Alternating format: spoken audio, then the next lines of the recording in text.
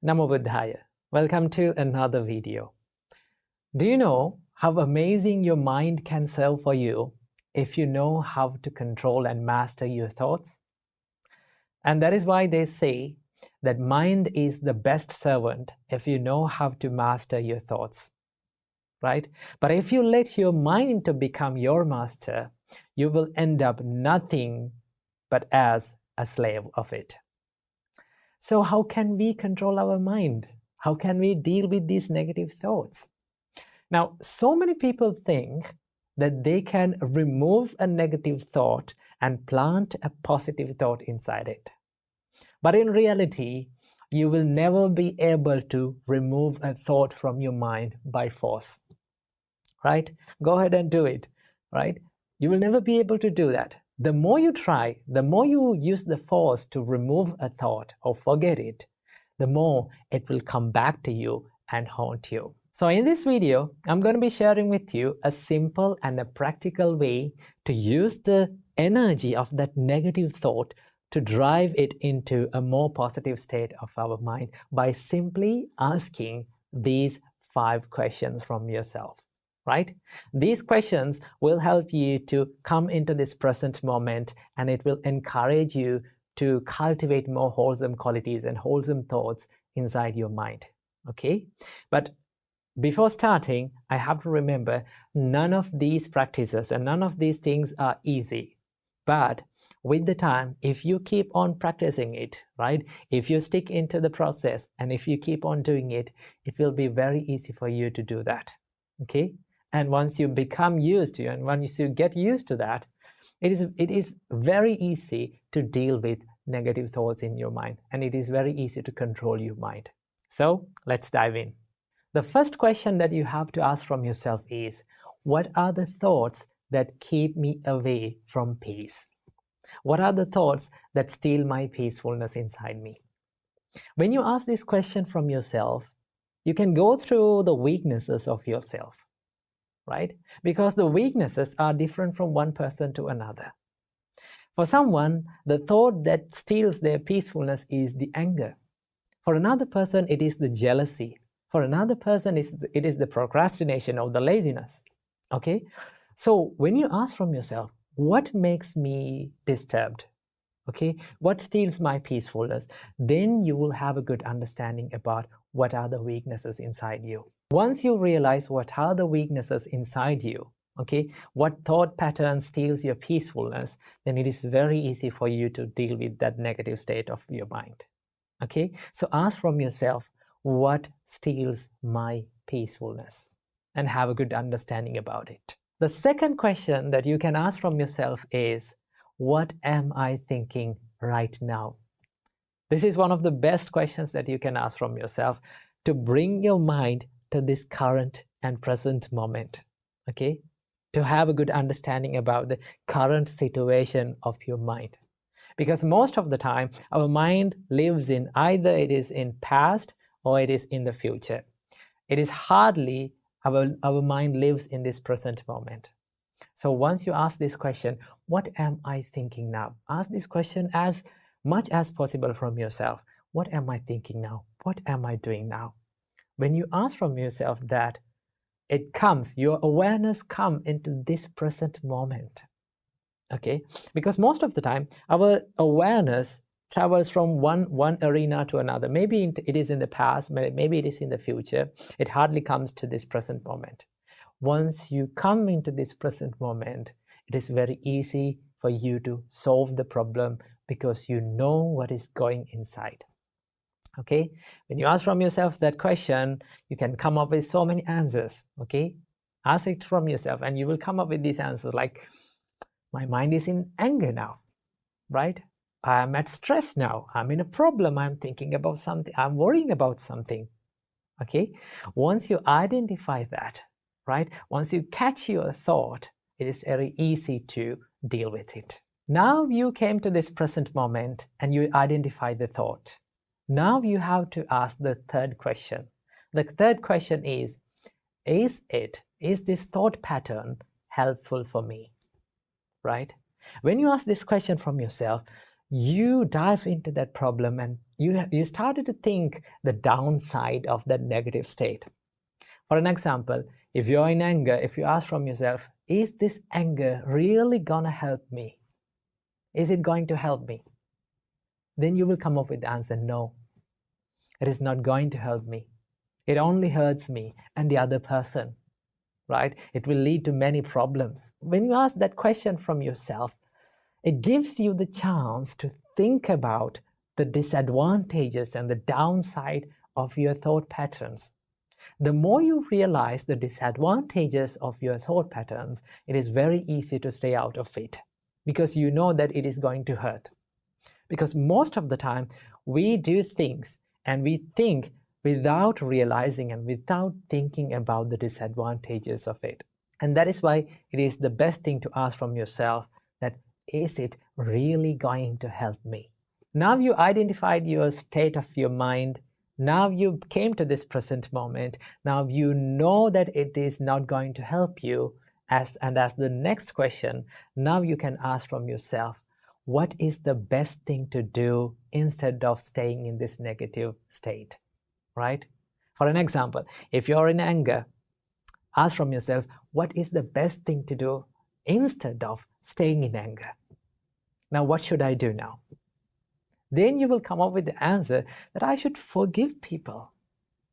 I should let go of this anger. If I need to be at peace, right? If I need to find the peacefulness inside my mind, then I need to let go of this anger. Okay? I need to remove it. Now you come up with a solution.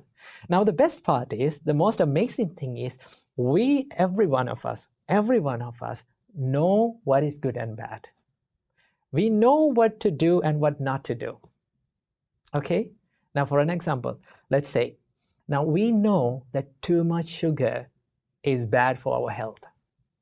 But what we do, when we are going to make a teacup, we just pour some extra sugar into it. We put some extra sugar into it. We know it is bad, right? Without considering about it is bad, we do it. And that is why the correct thing that you can do is think about, what is the best thing that I can do now, right? Is it to forgive that people? Is it to let go of that jealousness? Is it to let go of that laziness and continue to work, right? When you think about that, you come up with a solution from yourself, okay? You find the solution through yourself. So ask this question from yourself, then what is the best thing that I can do to stay away from this negative state of my mind? Now you came up with a solution for your problem. Now what you have to do is to think about the benefits of cultivating this positive state of your mind. Okay? Try to think about the benefits of forgiving. Try to think about the benefits of staying away from jealousness. Try to think about the staying away from laziness and getting to work. Okay? Once you do that, you will come up with the benefits of it. You will find the reward of it. The more you see the benefits of something, the more you will tend to be in that state. Okay? Because you know that you're going to get something good into your life. So try to ask from yourself, what are the benefits that I'm going to get by cultivating these wholesome thoughts? That is the fourth one. So now you ask all the questions from yourself, right? Now you know what to do and you know the benefits of it, right? Now there's only one thing that you have to do, and that is to take action. Go ahead and do it, right? Do the wholesome things and cultivate more wholesome qualities to your mind.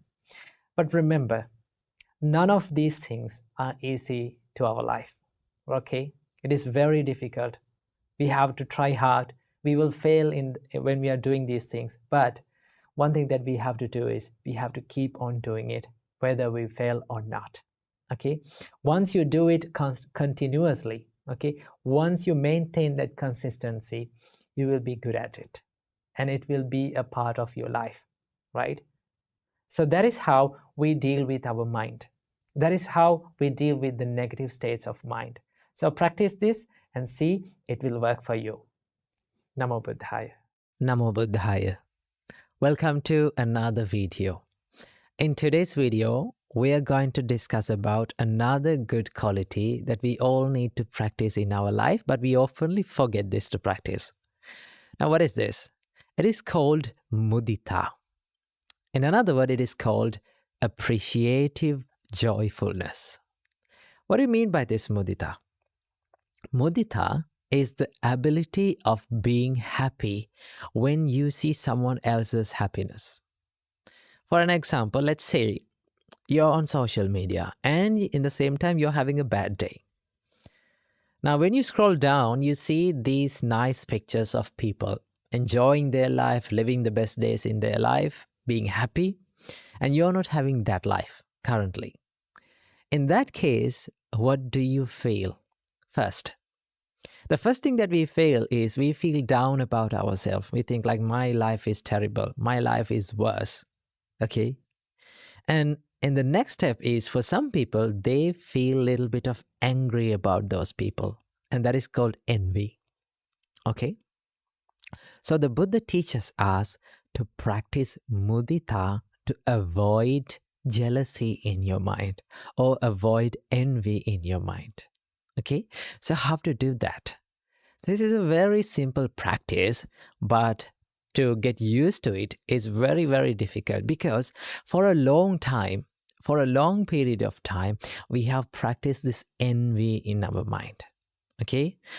You know, the nature of mind is the more we practice something for a long time, it gets normal. Okay? It gets easier. That is why we are so good at these evil things like, being angry, okay, being jealous, being distracted, okay, and being envious on others. That is why we are so good at those things. The Buddha teaches us to practice as a daily practice this practice of mudita, being happy on other people's happiness. Okay? Let's say now you're seeing someone who is better than you. Okay? More successful than you, more pretty than you, more clever than you. Let's say you're seeing someone like that. The first thing that you have to do is you have to wish the well-being of them, right? Think like, may they be successful even more. May they be happy even more in their life. You have to wish this from the bottom of your heart. You have to mean it and you have to feel it. Okay? When you do that, you feel happy. Okay? You don't feel the discomfort of envy. And also, in the same time, when you generate these mudita, thoughts of mudita, you generate a huge power in your mind to heal your mind and to be successful in your personal life. Okay? That is the power of mudita. Being jealousy, being envy on someone's life will never help you to be successful. Okay? Will never get you anywhere. One of the things that my teacher has taught me in my life is that don't be jealousy on someone's life, because jealousy will never help you to be successful. Okay? Jealousy will never help you to thrive and be more productive. And it will keep you in the same place, okay, without being successful, keep you in the same place, and it lets you to be angry on other people. So what we have to do, whenever we see some people who are better than us, we have to think that may they be better than us even more. Okay, may they be happy in their life even more. And that is called mudita. Okay, you can do, and you can start this practice from the people who are around you. Okay, there are people around you in your home, in your family. Start from them. Okay, wish the well-being of people around you. Okay, wish the well-being of your neighbors, your people who are in your city, your classroom, your school, your country. Okay, if you can spread those thoughts of mudita, you try and say this, you will feel much better in your heart. Okay, even when you feel down, and even when you are in your bad days in your life, you can be happy about your life, because you are not comparing your life to other people. The reason why we feel jealousy and envy in our mind is we are constantly comparing our life to other people's life. We are so good at that.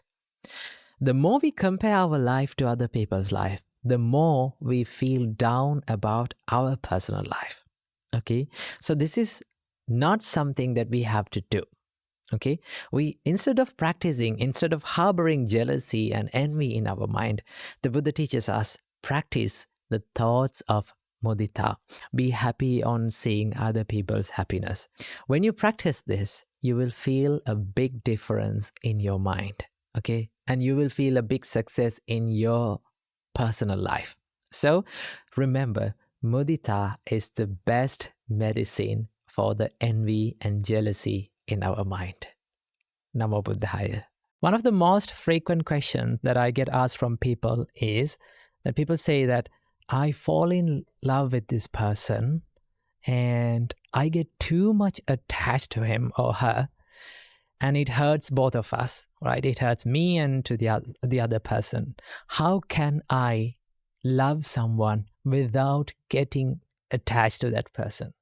That is one of the frequent questions that people ask from me. Well, to understand about this, first of all, you need to understand what is the difference between love and attachment. I'll tell you the difference. If you're in love with someone, if you fall in love with someone, this means the pure love, the love, I would say. You say that I need you to be happy. Okay? That's what you say.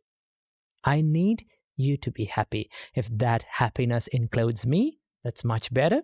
If it does not include me, it's okay. Anyway, I need you to be happy in your life. That is love. And in attachment, you say, you need to make me happy. Okay? If they are not able to make you happy, then what do you say? Why aren't you making me happy? Okay? The love you give to me and the things that you do to me is not enough. That's what you say. That is called attachment. Okay? So did you see the difference? That means in love, you think about other people's happiness. Okay? As a result of thinking other people's happiness or wishing other people's happiness, you get the same thing back. Okay? But in an attachment, you wish your own happiness. Only that. You become, it's a form of selfishness. Okay? So this is the difference between love and attachment. So how attachment happens? Here's how it happens. You see this person and you think like, oh, he or she is perfect for me. He's the best thing for me. And I want to be with that person forever. I need to be with him or her forever. I don't want to let that person go off my life. Okay? I don't want let that person to leave my life. I need to be with that person. In that case, you hold on to that person tightly. Okay? You grab that person and you don't want to let go of that person. Then what you do in the next step, you try to protect him or her. Okay? Sometimes you overprotect him or her. So some people, they put restrictions. Okay, you should not use social media. You should not go and talk with other people, right? You should not come out of house. Remember, the more you try to hold on to someone's life, okay, and the more you try to control someone's life, chances are very, very high for you to lose that person. Because if you dive into the Buddha's teachings, okay, when you dive in deep into Buddha's teachings, Buddha says that you live in your own private world as well as others. Okay? Same like you, other people are also living in their private world. You create your own private world. You create your own happiness. You create your own sadness. And everything that you create is created by yourself. Okay? Your world is created by yourself. So it goes same with others. Okay? They are living in their private world. Okay? Same as you like to be happy and same as you like to be free, those people around you likes to be happy and free. Okay, so what happens when you try to put restrictions on someone? What happens is they don't like it. Okay, no one likes to be totally under control of someone. Okay, they need to have some sort of freedom in their life. So chances are very high for you to lose that person if you try to protect and overprotect and hold on to it and hold on to that person, and you think like, I need to be with that person. And what happens next is you become afraid of losing that person. You think, what if that this guy or this person leave me? Okay, what will happen to me? Okay, my whole world will be a disaster. Okay, remember, the reality of life is no one in this world is permanent. Okay, everyone, everything, every experience in this life is subjected to change. That is the reality of life. So that is how attachment happens. But in love, you come to the reality. Okay, when you love someone correctly and purely without too much attachment, you come to this reality, to this real world. You know that these people around me are not going to live forever with me. It's not going to happen. Now, one of the things that Buddha advised us to remember every time, every single day, and every single time it is possible to remember, Buddha said, remember that everyone around you, okay, every person who loves you and who you love is going to leave you. Okay, you have to be separated from these people. I know it is painful. It is difficult to think because we love people, okay? We're afraid of losing them. But one day, in one way or another, okay, and sooner or later, this will happen. At least at the death, it will happen. So we have to leave these people around us. Okay, we are not going to live forever. So when you realize that, that is the reality. Okay, when you realize that, you come to the reality and think, okay, I have a very, very little time with these people. Actually, the life is short. Okay, if nothing happened to us, we will live only for maybe like 85 years. Who knows? Okay, so life is very short. Then you know that I'm not going to live with this person forever. So what do? You show your love, affection, kindness, and compassion to this person in the best way that you can in this little time, because you know that you have a very little time. Okay? So to love someone, you need to understand the reality of life. What is the reality of life? Everything is subjected to change. Okay? Everything is ever changing. That is called anicca in Buddhism. Okay, it is not permanent, it is impermanent. The second thing is that everyone in their own world is suffering. Okay, we suffer in our own private worlds, right?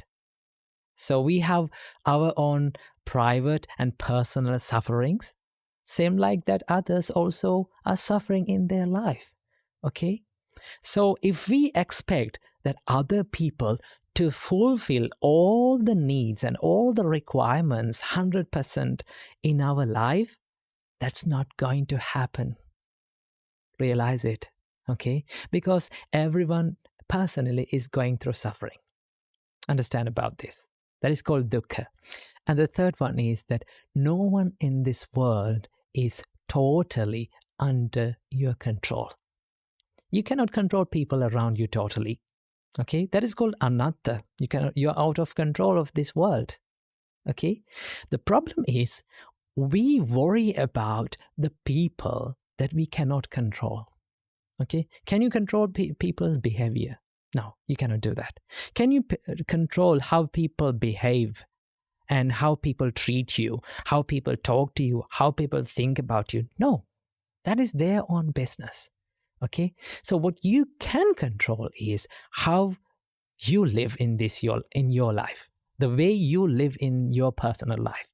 That is totally under your control. So understand these three things. What is that? Everything is subjected to change. Everyone is suffering in their own worlds, and not everyone in this world is totally under your control. This is called the truth in this life. This is called the reality in this life. Once you understand this, you know and you will learn how to be compassionate on people. Okay? How to love people. And then you can wish, no matter what happens to you, if you stay with me or if you did not stay with me, it's okay. I wish the good of you. I wish the happiness of you. Okay? Then that love will never hurt you. Okay? But attachment, when you get too much attached to people, it will definitely hurt you. So wish the good for everyone, wish the happiness on everyone, and then you will find the peaceness that you're seeking for in your life. Namo Buddhaya. Namo Buddhaya. Welcome to another video. Today, I'm going to answer a question from the comment section. Now, a couple of weeks ago, I came across this comment asking, how can we make correct decisions in our life? How can we make correct choices in our life? Well, to learn about this, let's take a look at a sutta from the Buddha's teachings. Okay, there's a sutta named Ambalattika Rahulovada Sutta. In that sutta, Buddha advises monk Rahula. Buddha asks from monk Rahula, Rahula, what do you think about this? What is the purpose of the mirror? Then monk Rahula says, the purpose of the mirror is to check our reflection, sir. Then the Buddha says, same like that, whenever you are going to do anything from your body, from your mind, from your words, you have to do it after repeatedly checking on it. Okay, you have to be mindful and you have to think about it, you have to check it, and then after that you have to do it. Then in that sutta, Buddha further explains how to repeatedly check our actions. Buddha says, whenever you're going to do anything from your body, let's say you're going to do something from your body, okay? Then you have to think like this. Buddha says, is this deed that I'm going to do now hurts myself? Is it going to hurt myself? Or is it going to hurt others, other people around me? And the Buddha says, you have to think that is it going to hurt both of us? For me and for the others, okay? And then the Buddha says that you have to think that is it a skillful thing or a good thing or a wholesome thing or an unwholesome thing? Does it give happiness to my life? Does it bring happiness and mental serenity and calmness to my life? Then the Buddha says that if you find that action that you're going to do is unskillful and it hurts for yourself and to the others, and it is unskillful and it brings suffering to your life, then you should, by all means, you should not do it. Okay? So that is a bad choice. That means that you are going to make a bad choice. Okay? Then the Buddha says, if you find the action that you're going to perform in your life, okay, if you're going to perform an action which is good, which brings the happiness to your life, which makes the happiness and which benefits for you and for the others and both of you, if it is skillful, then by all means you have to do it. Now, what does Buddha means in this advice? Buddha says that means you have to, before you are going to do anything from your body, from your mind, from your words, you have to be mindful. You have to think, what am I going to do now? Right? Is it good or bad? Is it wholesome or unwholesome? You have to think about the consequences of your choices.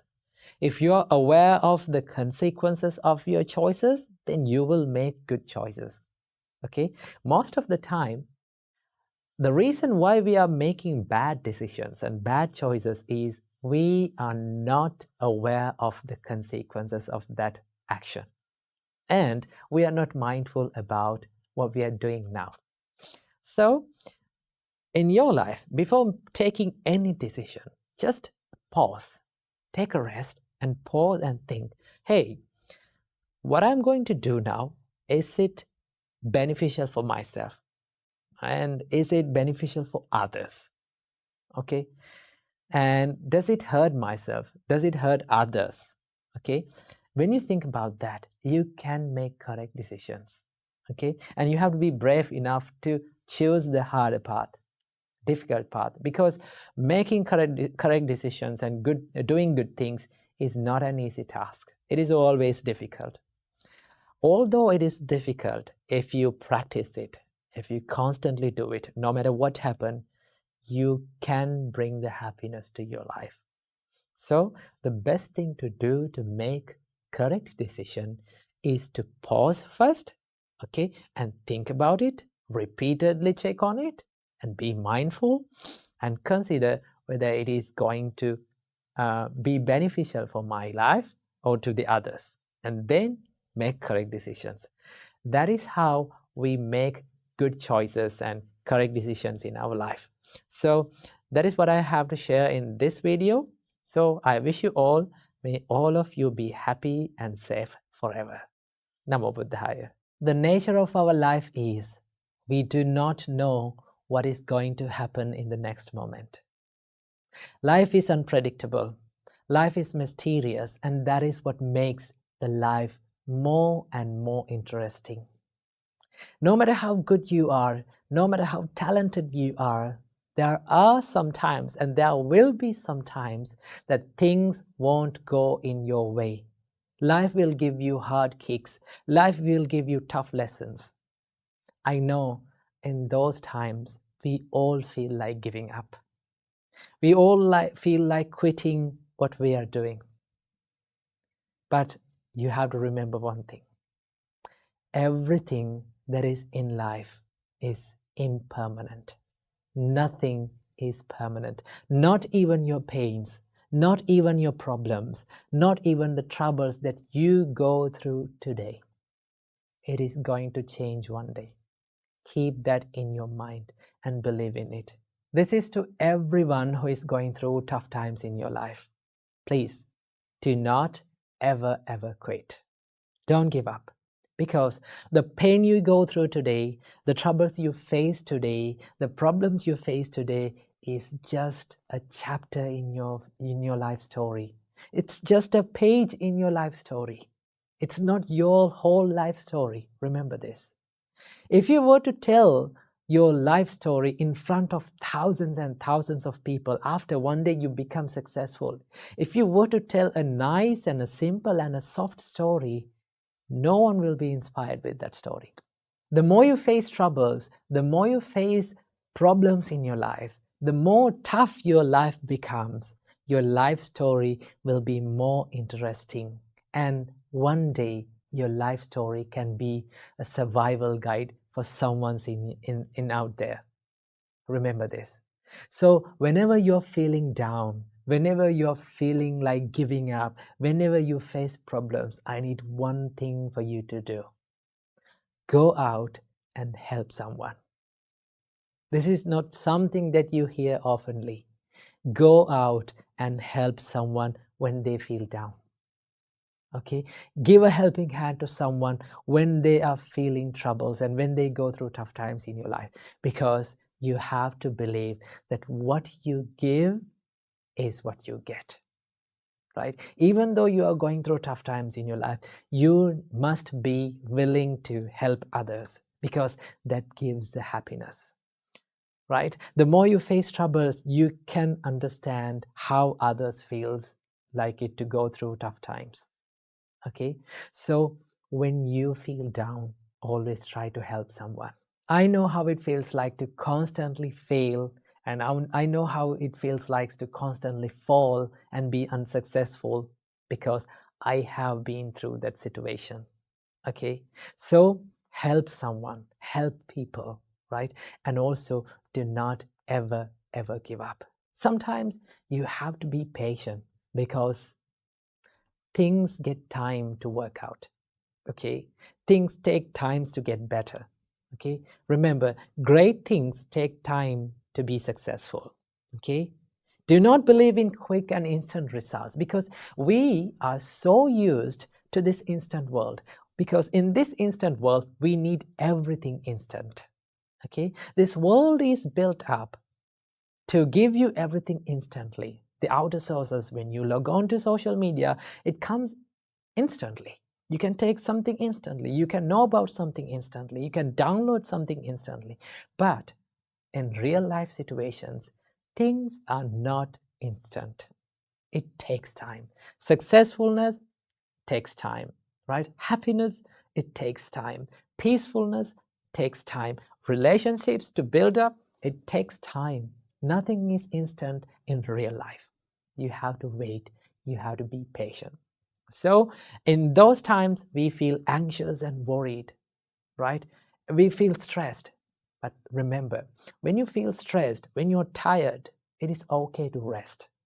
But it is not okay to quit. Because as long as we live, as long as we survive on this earth, as long as we have our lives, we can have a chance to be successful. We can be better at what we are doing. So this is to everyone who is going through tough times in your life.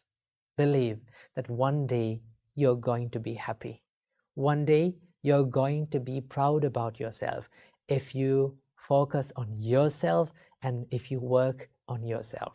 So keep in your mind, no matter how tough the situation is, never ever give up.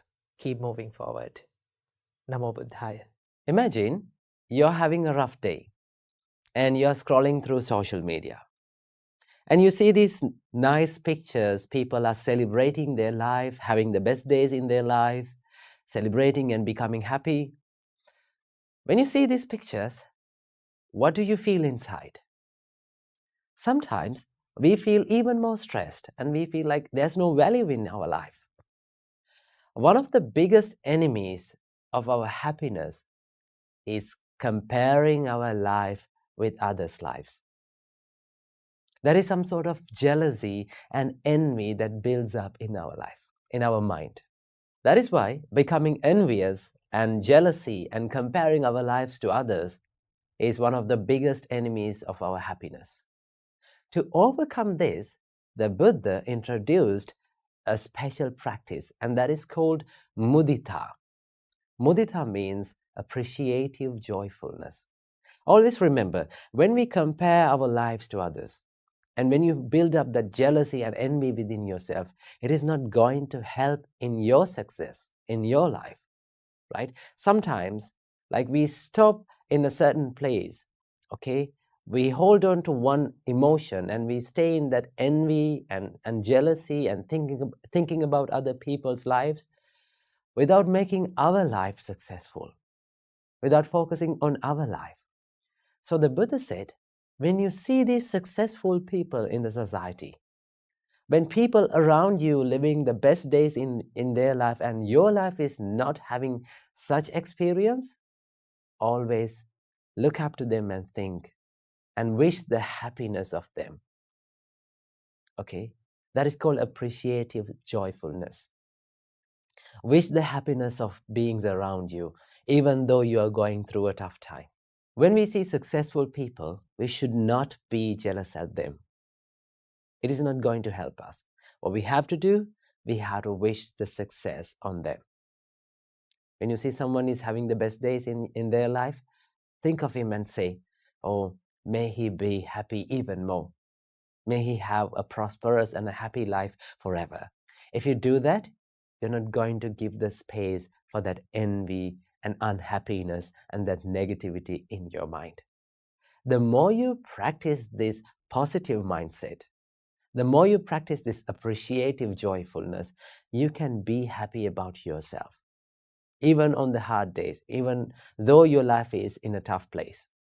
So that is why whenever we see successful people, people having a happy life, we have to wish the happiness of them.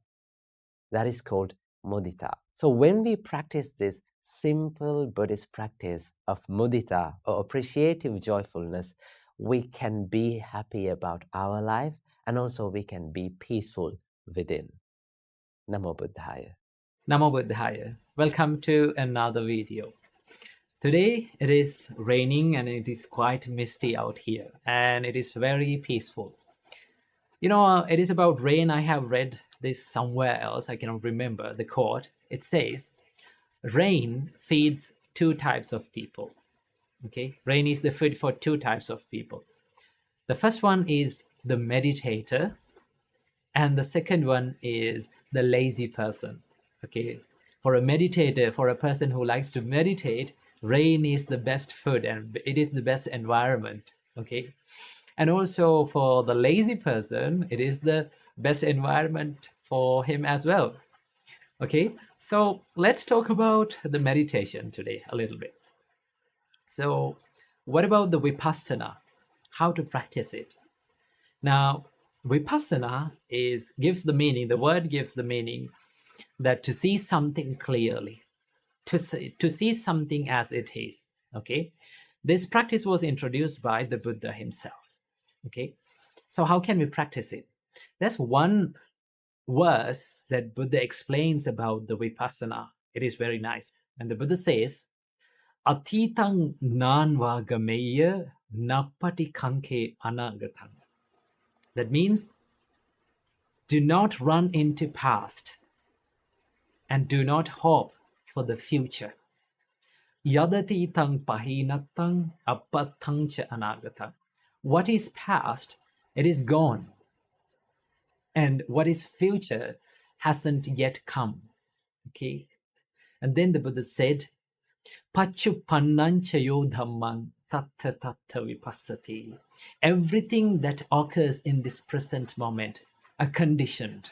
Everything that we experience and we sense in this world are conditioned, that they arise due to conditions. Pachupannanchayo dhammang tattha tattha vipassati. You have to wisely reflect on all those things, all those sensations that occurs in this present moments, and wisely. Okay, that is about the vipassana. Vipassana is all about bringing your mind into this present moment and become the observer in it. Now, normally we react to everything that we sense. Okay, there are lots of sensations coming from this outer world, and what happens with us is we react to them always. Okay, either it is with the consciousness, we consciously react to something, and also sometimes unconsciously we react to certain things. Okay, so the Buddha said, be mindful about those sensations and do not react. Instead of reacting, try to observe it. Do not judge the thoughts, do not judge the feelings, be the observer. Okay, for an example, let's say you got blamed by someone. Okay, and you come home with this mind inside you, all those words inside you, all those insults inside you, and you come home and you sit on the bed, maybe lie down on the bed and look at the ceiling, and you start to worry. Okay, but the reality, let's take the reality of this situation. Okay, now let's say someone is insulting you. When someone insults you, you hear that sound in that moment, in the present moment. As soon as that person finished insulting you, everything that he has spoken is gone. Isn't that true? What you heard, what you heard is gone. Now, what I have spoken before in the beginning of this video is gone now. It's finished. Okay, it has vanished. But deep in our mind, we recreate all those sensations, we recreate all those emotions and feelings and all those words in our mind, and we start to worry about it. Sometimes we start to be happy about certain things. If that makes you happy, we start to be happy about it. Isn't that true? That is the thing. So what Buddha said is, be mindful about it. Just observe it. Do not try to react to your thoughts. Okay, when the happiness comes in, we don't try to suppress our thoughts. And also, we don't try to express our thoughts. What we can do is we can be in the middle and we can observe the thoughts. Okay? When happiness comes in, we let that comes in. We let that come in and we become the observer. Do not react. Not reacting. Just see it arise and see it pass away. Okay? It is something that you watch a traffic by the side of the road. You sit down the side of the road and you watch the traffic. You watch the vehicles pass by. You don't try to stop the vehicles. You don't try to run behind the vehicles. We just try to observe it. We just try to notice it. And we see these vehicles come into our field of vision and it goes away. And you start to realize that every sensation, when you observe your feelings, when you observe all the sensations that happens within you, you start to feel that nothing stays forever. It is impermanent.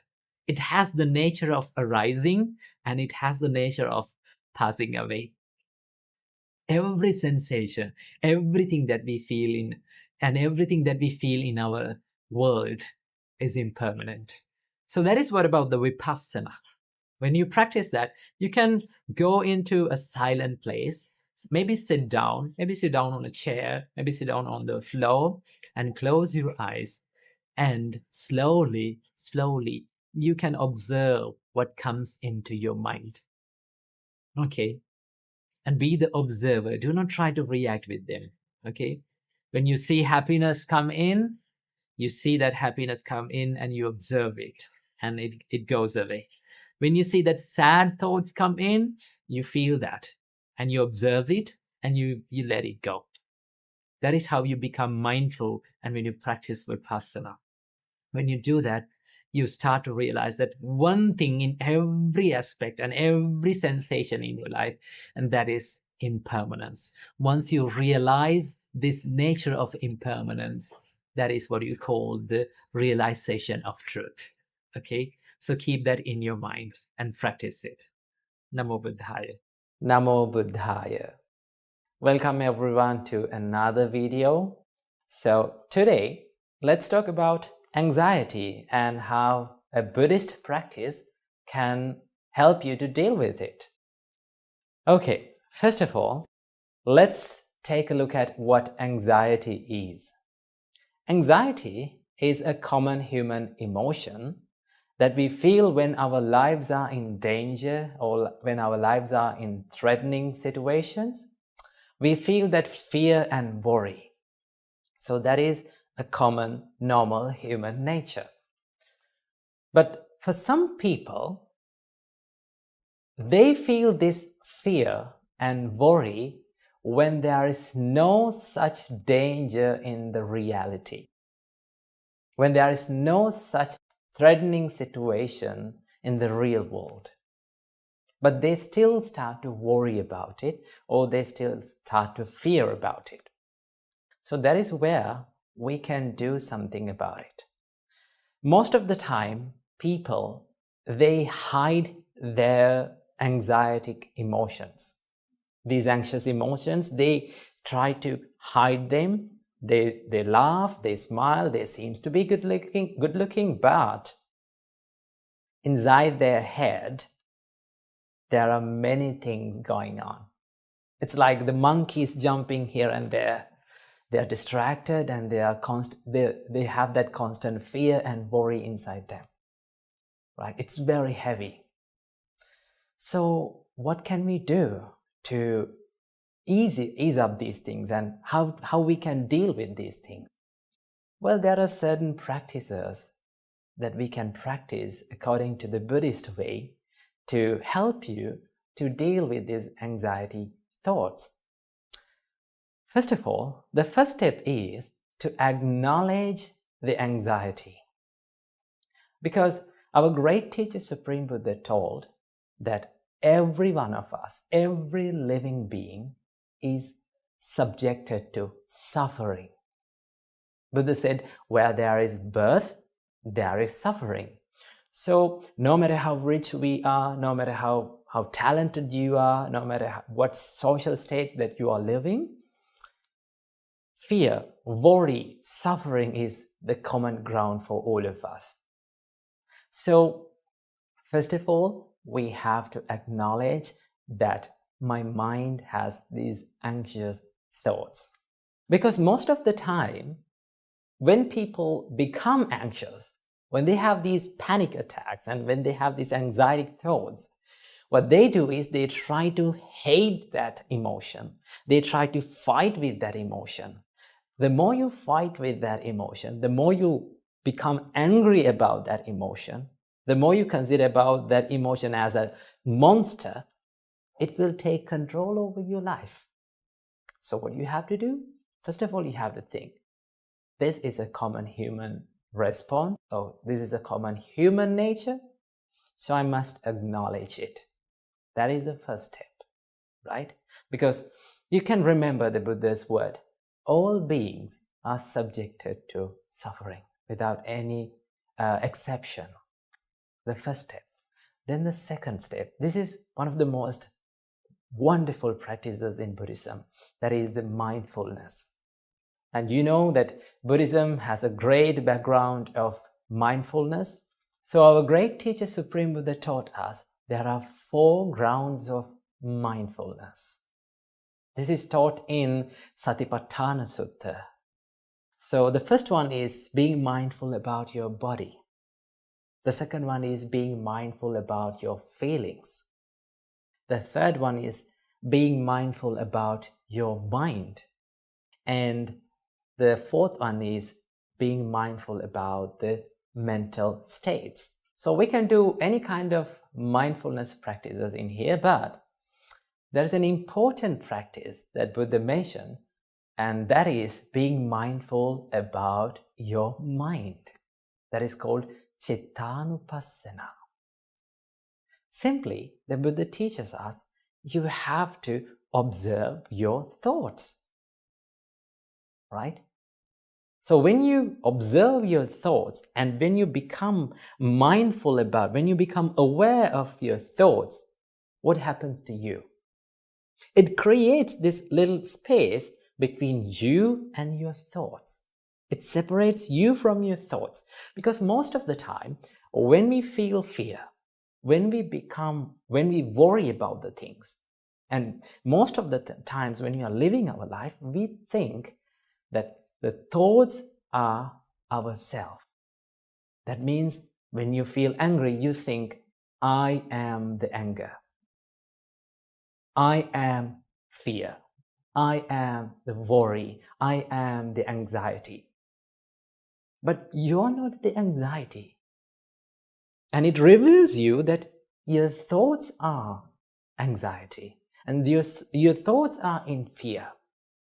It creates this little space between you and your thoughts. It's like let me give an example. It's like the sky, right? Sky is there, and consider the sky as you, the blue color one.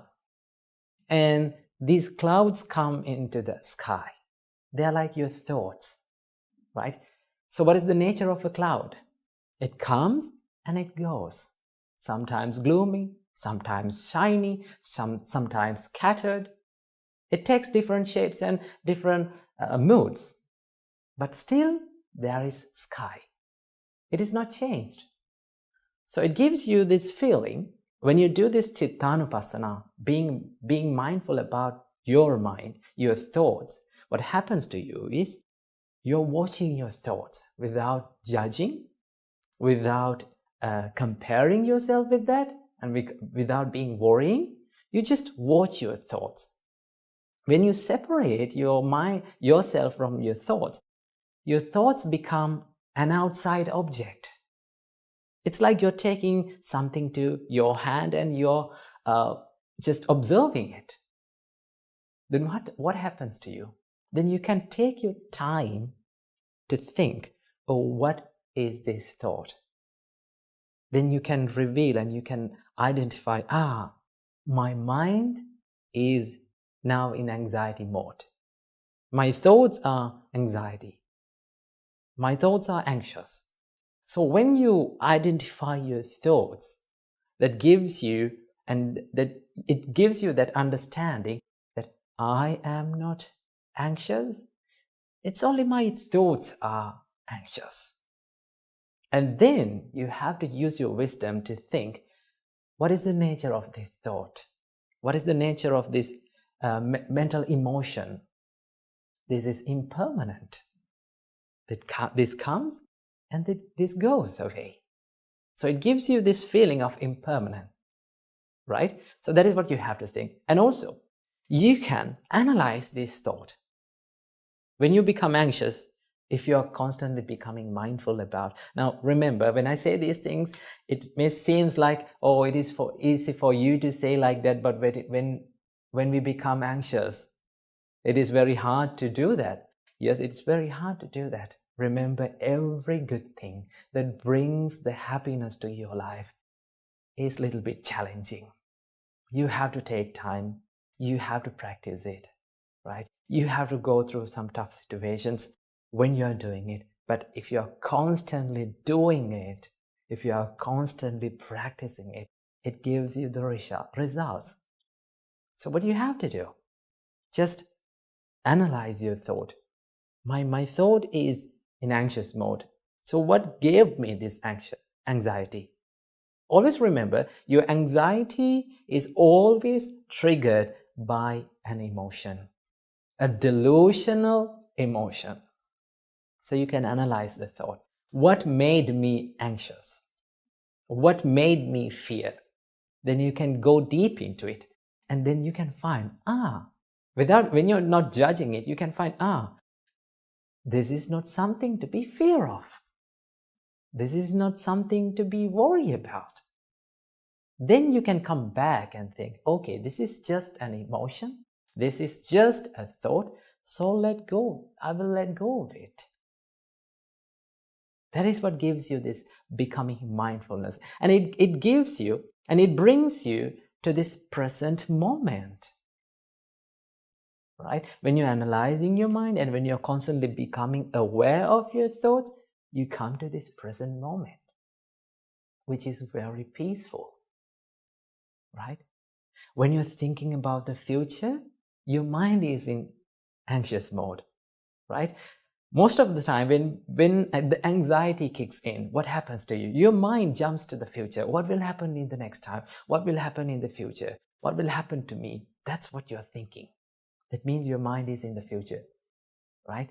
But when you become mindful, your mind comes to this present moment, which is peaceful, which is cool and tranquilizing. You can be here right now, right here, and become more peaceful. That will help you immensely. So practice mindfulness little by little. This is a simple trick that you can do. Just ask from yourself, what am I thinking now? When the fear kicks in, when the fear or the worry comes in, when you're becoming anxious, just remember to yourself to ask from your mind, what am I thinking now? What are my thoughts? Then you can identify your thoughts, right? So that is the mindfulness practice. And then the last part, show some compassion to yourself. Don't expect 100% perfection from yourself. Remember, perfection is not the success, right? People have this delusional idea to be perfect always. Don't think about it. No one can be perfect like that. Just do your best, right? That is what you can do. So I hope you got some light on this topic. So I wish you all, may all of you have a peaceful life, a healthy life, and may all of you be able to live happy forever. Namo Buddhaya. Namo Buddhaya. Welcome and welcome back to another video. Today, let's talk about how to have a better sleep and a healthy sleep. Now, sleep is something that we all struggled, and we all have struggled in all of our lives, right? And there are many people in this world who struggle with sleeping. They go to bed and they don't find sleep. Sometimes they wake up in the middle of the night for no reason. Okay, sometimes when they wake up in the morning, they feel miserable and tired even more. Okay, so there are a lot of problems with sleep. So in this video, I am going to share with you 3 tips that we monks practice in order to have a better sleep, right? This is in our daily routine. So without any further ado, let's dive into the video. Tip number 1. The first thing that you have to do is to wind down for your bed. Okay, that means sleep is something that we have to approach gradually and peacefully. It's like you're getting ready for an occasion, right? Now, for an occasion, maybe an interview or a meeting, what do? You get ready, right? You get your clothes done, you get your documents done, and you get ready for it. Same like that, sleep is an important occasion in our day. So what we have to do, we have to get ready for it. Okay, so how can we get ready? So here are a few things that you can practice to wind down for your bed. The first thing that you have to do is to have a light meal for your dinner. Now for the monks, this is not a problem because we don't have our dinner. We only have 2 meals per day, right? Some monks have 1 meal per day. Normally we have 2 meals per day, that is breakfast and lunch. We don't have the dinner, okay? So have a light meal for your dinner and eat at least 4 to 3 hours before the bed, before your sleep time. Now when you do this, your digestion is over and it is finished and it is at rest. Now you can go to the bed peacefully and drink enough water before you go to bed, okay? And also, this is something that many people do, right? Do not bring your mobile phone or laptop or any device that you're using to the bed, right? There are many people who use, right? There are thousands of people who use their mobile phone on their bed before sleep, okay? Sometimes you scroll and scroll and scroll, and so finally you find that it is 1 a.m. or 2 a.m. in the night, in the morning. Don't do that. So what do you have to do? Avoid as much as possible this screen time, blue light screen and everything. Avoid them, okay? Because these screens and these lights stimulates our brain, okay? If you can be relaxed and listen to a meditation music or a calming music, then that's better, okay? So you have to wind down before sleep. And another thing that you can do is to have a shower, right? If it is a cold shower, then it is much better. Or if you cannot have a cold shower, then have a lukewarm water shower, okay? Cleaning your body will help you to wind down and make your body feel relaxed, okay? Then even your mind feel peaceful, okay? So this is how we wind down for our bed. Tip number 2 is to practice the gratitude, right? Now we monks, when we go to the bed, right, we just sit on the bed and we close our eyes and think the people, and we recall all the people who have helped in our life, right? They may be your parents, they may be your relatives, your husband, your wife, your children, or there are certain things that we feel grateful for. So what do you have to do? Be grateful for them, right? Simply say thank you for all of them, right? Remember and recall all the people who have helped you in your way, in your life journey, and be thankful for them in your mind. That is something that we can do, because gratitude is a powerful emotion. If you generate it, you feel the happiness within your mind, and it will help you to have a peaceful sleep. So tip number 2 is to practice gratitude. And finally, as tip number 3, what you have to do is to recall a good deed that you have done earlier. This is something that I personally do every day before I'm going to bed. I recall all the good deeds that I have done during the day, good things that I have done during the day, and also I recall the good things that I have done in the past. Okay, so it is always good to keep one good deed or few good deeds in your mind that you have done in the past to make you feel happy. When you recall them, you can feel happy about them. I personally have 2 good deeds in my life. Among every other good deed, these 2 good deeds help me a lot to feel much more happy. They may be not big things, but you feel so much happy when you think that you have done it. Okay? It can be a little act of kindness, right? It can be giving some little food to an animal or a person that makes you feel happy. Before every time you go to bed, what you have to do is to recall all the good deeds, good things that you have done in the past. Now, when you do this, you will feel a very positive self-esteem in your mind, right? You feel that your life is worthy and you have done good deeds, right? You're a good person, because there are many people, they go to bed regretting about their life. Okay, remember, no matter how hard or tough your life becomes, there is always positive things in your life. There are always good things that you have done in your life. The only thing that we have to do is to recall them, right? The more we remember the good things that we have done, the more we become happy. That is one result of doing good things. So these are the few things that we can do to practice to have a better and a healthy sleep. So as a summary, what you have to do is, first thing, wind down, relax your mind before you go to bed.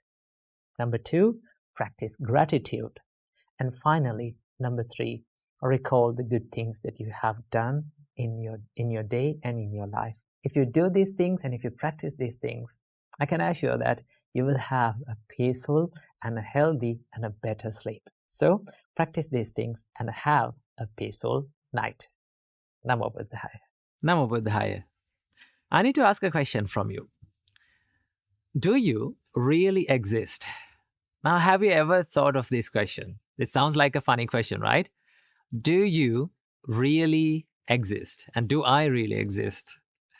Now, this was a question that was asked from the Buddha on point, but the Buddha refused to give any answer to this question. Buddha kept silent to this question. The reason why the Buddha kept silent was not because he did not know about anything about this, but the Buddha said that by answering these kind of questions will lead to a lot of wrong views, will lead to a lot of problems. Okay, now for an example, if one said like, okay, I do not exist or you do not exist, then there will be many questions and many problems. Then it will lead to many problems like, okay, if I do not exist, then who is the person who is experiencing all those karma? And who is the person who is being reborn? Okay, and also, if I don't really exist, what's the point of doing good and bad things? Right? There's no point of doing good, and there's no point of doing bad. Okay, and there's no point of becoming kind to people, and there's no point of helping people. So it will lead to many problems and many ethical dilemmas by answering these kinds of questions. And that is why the Buddha refused to give answers on point and directly to these kind of questions. But the Buddha explained that who you are, okay? That's what Buddha focused on. So the Buddha said that by answering these kinds of questions, by saying that you don't exist, you fall into one extreme, and that is called nihilism or complete annihilation. Now, one of the complaints that Buddha got in his time was the people complained him that he was a complete annihilator. Okay, he annihilates people by letting them into the nibbana. So people considered nibbana as a complete annihilation. But it is not a complete annihilation. The Buddha said that when you say that you don't exist, it falls under one extreme, and that is called nihilism, which was known as ucheda. And if you say that you exist, then it falls into the other extreme, and that is called the sashvata or the eternalism. What Buddha teaches you is, what the Buddha says that my teachings lies in the middle. I teach you the middle way. What is the middle way? To find what you consider as who you are or true self, okay, and realize the nature of it. The Buddha did not say that you don't exist. The Buddha did not say that you exist. The Buddha said what you consider, what one consider as self or I, is subjected to change. Right? Now, what we consider as I, we consider as I is our eyes, our ears, our nose, our tongue, our body, and our mind. Okay, this is whom we call I. And also, what are the things that we called consider as ours? The things that we see, the things that we hear, the things that we smell, and the things that we taste, and the things that we physically feel, and the things that we think. So all those things together we called as I or my things, okay, myself. So the Buddha said, just take a look at to these things, what you call self, and understand that all the things that you consider as yourself is subjected to change. It is ever changing. For an example, our eyes and our ears, nose, tongue, body, mind is ever changing, right? What we see in this world, what we experience in this world is subjected to change. Right here, right now, it is changing. So the Buddha said, what you consider as I or myself or mine is subjected to change. Then the Buddha said, if something is subjected to change, and that is suffering, okay, that leads to suffering. For an example, let's say we are having a good time and we are having good experiences and good feelings and happy feelings. So what we like to do, we like to feel, we like for them to be permanent. Okay, we like to feel good forever, but it is subjected to change. Okay, it is changing, and when it is changing, we suffer. And let's say we are having a bad experience or difficult experience, then with what we think is, okay, this pain, this suffering is going to last forever, but it is also subjected to change. So that is why the Buddha said, what you consider as you is subjected to change, and if something is subjected to change, it is suffering. And then Buddha said, if something is suffering, should it be considered as mine or I or myself? Turns out it is not. Why? Because if something is suffering, we should not consider it as ourselves. We don't like to consider it as ourselves, because as human beings, okay, as beings, we all like to be happy, not to suffer. Okay? And that is why the Buddha said, Buddha did not say that you do not exist. The Buddha did not say that you exist. The Buddha said, what you consider as yourself, what you consider as I, is subjected to change, and it is suffering. And then, as it is suffering, it should not be considered as self. Now, this whole concept is called anatta in Buddhism. Anatta, the word anatta is oftenly translated as no self.